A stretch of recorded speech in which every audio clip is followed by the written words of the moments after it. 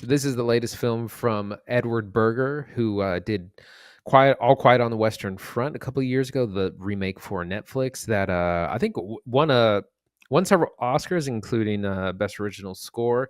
Conclave is about the death of a new pope. This is actually based on a book by Robert Harris. The pope has passed. The pope has died, and so the cardinals are rounded up to have a conclave where they are sequester themselves and vote on a new pope. They are led by Ralph Fiennes, who plays Cardinal Lawrence, who's having a bit of a crisis of faith, but wants to see this process through. He's supposed to organize everything, bring everyone in, make sure everything gets that it happens. He's basically the manager of the thing. But there's a lot of personalities. And this may seem like kind of a boring setup, but it's really intriguing. You have Cardinal Bellini, played by Stanley Tucci, who the papers say is a shoo-in. He basically has the job and he's the best for it. But you also have competing interests. John Lithgow plays Tremblay, who's another cardinal with his own motives. But they're worried because they're some people who want to take the church back to an older way of thinking, the kind of notorious Tedesco and Adeyemi. So you have these competing personalities. You have different philosophies of where the church should go and should be going.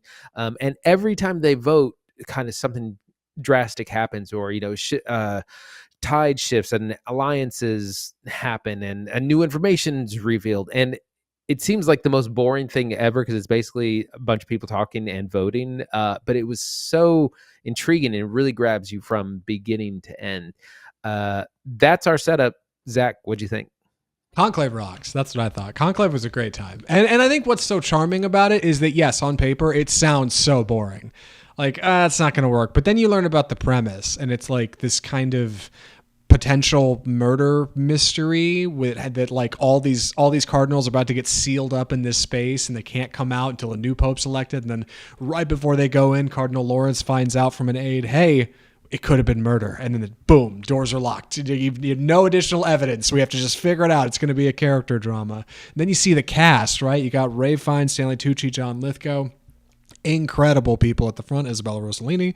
You see it's directed by Edward Berger, right, who did All Quiet on the Western Front. You start to see the trailer. The visuals are nuts. The strings in the score sound incredible. And all this sets up for what is otherwise, like a PG-13, bunch of dudes talking in rooms. Like, it sounds like it would not work, but oh man, everything fires on all cylinders in Conclave. It is so good at what it is doing. That's what's so charming about this movie. Like, it knows what it is, it aims right for it, and frankly, it's a great looking picture. Like, man, just working up thumbnail stuff this week so we could post the review on YouTube. I was like struggling to pick one of a few really cool frames from Conclave because it's such a good looking movie. Yeah, there are incredible costuming. Again, very authentic. All the sets. I think they were able to film in a lot of the Vatican, and some they were not, and so they just rebuilt it, which is really impressive. And a lot of the pomp and circumstances followed so closely.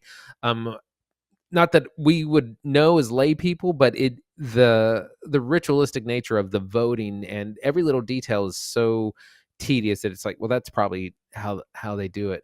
And it just really brings you into the world. It's fascinating shots, and the fact that it's so intriguing because it's a big discussion about power once again, and how basically everyone wants it, even those who say they don't. And so it's a matter of how do it's very timely, coming right after the U.S. election, because it's also about an election, and it's about what do you do when the best candidate or the ideal candidate kind of doesn't have the votes, isn't popular enough to win, and so then you're choosing between lesser options or less than the desirable options, and you have these great instances where the votes shift quite a lot. It changes hands who's in the lead, and you don't really quite know where it's going to go.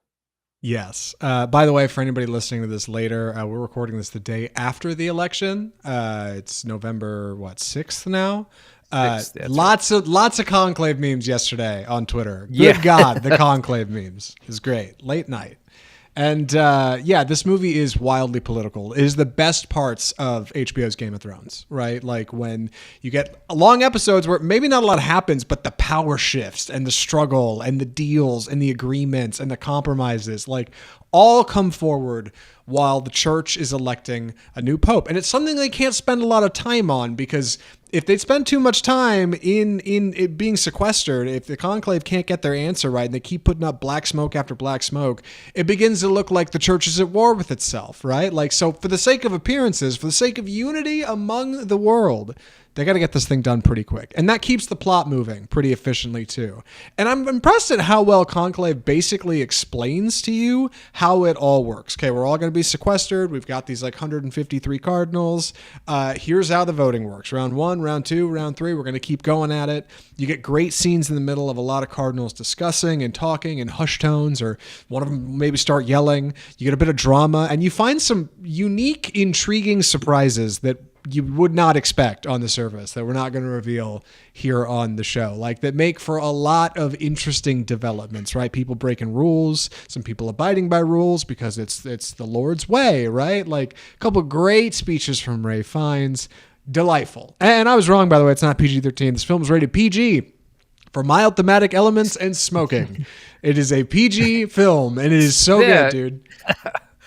Yeah, that's kind of an incredible thing to have a PG film, which is basically family friendly, and it for to be this intriguing. Think like Oppenheimer, which is another movie about people talking in rooms, and yet it's fascinating from beginning to end. And so is this. The performance from Ralph Fiennes is really special. He says so much with his looks and his face, and there's the way, and all of the cardinals kind of talk like this because they talk in kind of code or in hushed tones or in looks and asides. And he's someone who's looking to possibly leave the church, and his mannerism, it's really great. And it's also surprisingly funny. Like Honora, there's a lot of really funny moments in Conclave, where like the whole audience is laughing. There's some really great moments kind of peppered in with the drama that's going on. Also, there is something going on outside the conclave. There's possibly an earthquake or an explosion. They don't know, but it's one of those things that they can't know because they're sequestered, but they know because they can feel it, but they can't be given information. But that also kind of plays into the whole story. Yeah, isolation, like by belief, is like a fascinating theme in this movie. Berger truly believes that every frame is a painting, and it's shown no better than in this movie, I think, like in his filmography. Conclave just looks so good. And you're right, like they didn't film it all in official locations. A lot of it's recreated, which is nuts, because like you would not know it watching the movie. You totally fall for the illusion. You believe what you're seeing is accurate. And it's just a lot of these long hallways and dim lights and candle lights and amazing costuming and like fantastic color work, like that all makes for a presentation that just looks so good. It's such a good looking movie. I know I talk about a lot, like you should go see it in a theater if you can on the show, but like, dude, Conclave plays great in a theater. It won't be the same when you're sitting at home and you have your phone on the couch. It's not going to hit the same. Like you're going to think it's not that cool or it's kind of lame, but like, dude, it's great. And the soundtrack. My God, the soundtrack. Incredible strings, incredible work. The music in this movie almost does as much work as the visuals. Like it will ramp up a moment, like it'll hit drama right when it needs to. It'll bring you some more powerful in a scene that visually is just like Ralph Fiennes flicking his eyes from Stanley Tucci to Isabella Rossellini. Like the smallest thing will be so punched up by the music. Like it's fantastic work. I don't know how you pull it all together on a set. I really don't. Yes, the score is really impressive. I added it to the big music playlist I have going of film soundtracks right away. It was scored by Volker Bertelmann, who also did the score for All Quiet on the Western Front. So it's the same composer he's worked with in the past. And again, it helps, the music helps ramp up the tension and keep the movie going. Again, it's a full 2 hours of plotting and discussing and voting, and somehow it's not boring at all. It's fascinating the whole time. Yeah, It's a great time, like and an easy recommend to any adults, right? Because yeah, like if you could have you could be parents with kids of any age, and you could throw on Conclave. The kids will get bored, they'll go to sleep, whatever. They'll head into the other room. There's nothing particularly visually frightening or wild that happens in Conclave, but like that gives you so much more room to breathe and just sit with like the politics of the situation and motivation and who's doing what, and just like drink in the visuals. Like it's such a great time, dude. Like Conclave is a simple premise, like almost an elevator pitch movie that wouldn't work if it wasn't for the talent behind the camera and in front of the camera. I like everybody involved in this movie does a great time, dude. Like it's surprising how good Conclave is. And I'm running out of things to say about it. Any other thoughts or recommendations? I think I'm ready. Andy, would you recommend Conclave? Yeah, absolutely. This was a big surprise. I'd heard a lot of buzz, but intriguing from beginning to end. You never know which way it's going to go. Somehow it's incredibly dramatic. Incredible performances from Ralph Fiennes and Stanley Tucci and John Lithgow, as well as some others. Good score, good pacing. Again, it's PG. This is the kind of movie that will probably get nominated and might win Best Picture. It's an Academy pleaser for sure. Highly recommend. Yeah, dude, Conclave rocks. Would recommend. Like anybody over the age of 25 that's looking for a movie to watch, like throw Conclave on, dude. It's a good time. Like especially if I would say older audiences, I think will really enjoy it because like the cast is older. Like it is in general like a movie that does not sound that cool on paper, but totally works. And really charming, by the way, I should say, to see a lot of big religious iconography outside of a horror film for a change. Like I'm so used to seeing this stuff in like The First Omen or Immaculate, Sydney Sweeney's picture from earlier this year, and then getting a jump scare or something. And like, nah, Conclave's not about that, man. Like it's patient and it takes its time and it rewards you for the effort. Like Conclave rocks. Tons of fun watching Conclave. And that's our show. God, episode 272 already behind us. Thanks again for everybody that stuck around with us through the break. I appreciate it. Andy, I know we're taking another quick break because now you're going out of town, right? Yes, that's right. I'm traveling the beginning of next week. So we're going to be returning on November 20th with Heretic, which is the Hugh Grant horror movie from A24, which comes out this Friday, November 8th. It's going to be our big release from that week. And then we're going to see what the other one is. Some other things coming out in the next 2 weeks. Emilia Perez, which comes out on Netflix also on November 8th, is a musical about a drug dealer starring Zoe Saldana. I've heard great things about that. Blitz, which is Steve McQueen's new film about the bombing, the Blitzkrieg of London in World War II, which stars Saoirse Ronan. If you're looking for something for the kids, possibly take them to see Red One, which comes out on November 15th, which is the Santa movie starring The Rock and Chris Evans as well. And later in the month, Gladiator 2 and Wicked are the big releases of the month, and Moana 2 as well. But when we return, Heretic and 2BD.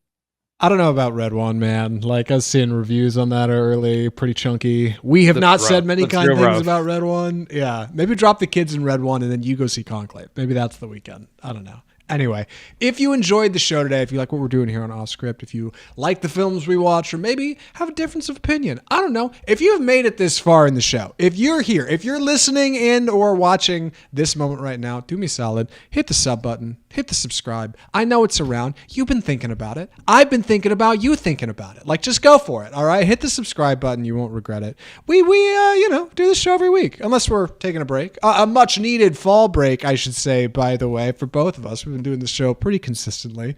So it's been nice getting away when we can, if Andy's not watching 9 movies or something, including 2 theatricals. I can't believe it, dude. Like, you so outclassed me. I'm never going to watch that many movies while you're away. But if you enjoyed the show today, subscribe, leave us a rating and review, hit the comments if you can, tell us what you thought of the show, tell us what you thought of the movies we got here, throw a like on it, all the usual social media stuff. We're on Facebook, Instagram, Twitter, TikTok, YouTube Shorts. The YouTube channel, just in general, by the way, is popping off. Would recommend you come join the party over there. We got a lot of cool stuff happening. Let's see, audio listeners, iTunes, Google Play, Spotify, iHeartMedia, you guys rock. We started on audio. We love our audio listeners. We appreciate you sticking around. You can check out our website, offscriptfilmreview.com, and you can leave us correspondence direct at mail@offscriptfilmreview.com. That's episode 272 of Offscript Film Review, the home of bold cinema. I'm Zach Lewis. And I'm Dr. Draper. Thanks for watching.